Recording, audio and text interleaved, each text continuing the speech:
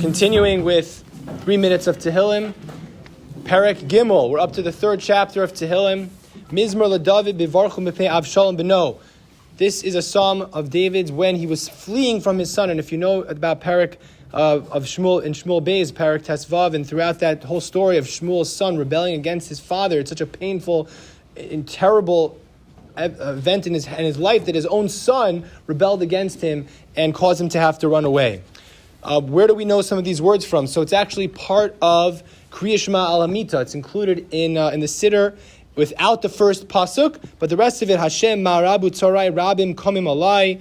How many are my tormentors that rise up against me? And the Mizmor continues and talks about HaKadosh Baruch Hu, helping us and supporting us during a time of a battle or a difficult time, specifically Avshalom, but as a David HaMelech, we'll see throughout Tehillim, is talking about his own struggle, giving us words for all of history and all of Jewish history, giving us words for our struggle.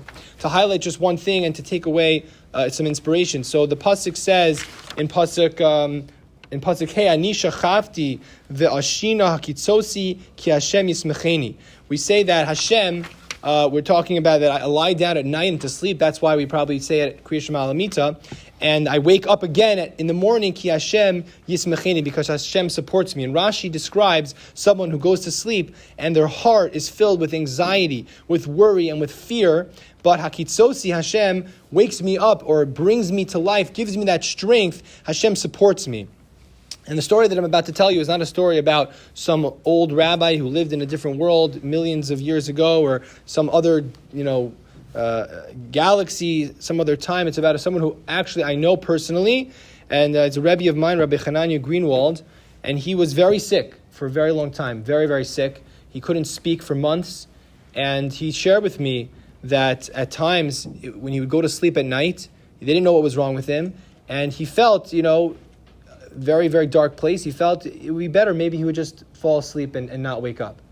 And this pasuk that he said, what brought him back? He said, looking at this pasuk when he said Kriya Shema Al Hamita, that Hashem Yismecheni, that Hashem is giving me another day. Hashem is going to wake me up in the morning and believes in me that I should be here again this morning, that He's giving me another day. And that, he said to me, gave him strength to live on. And Baruch Hashem, he's doing much better. He can speak now. And Baruch Hashem, we sometimes it's a dark place. We turn off all the distractions. The phone goes off, and then you put the head hits the pillow. That's when all the anxiety starts to begin, and we've distracted ourselves throughout the day. But now it comes and it brings up terrible thoughts, and sometimes it could be a very dark place that a person feels, how can I live on? But we should remember that HaKadosh Baruch Hu wants us in this world. He's giving us another day because He believes that we need something to do. There needs to be something that we can do in this world, and the question we have to ask ourselves is, what are we going to do with the time that Hashem gives us?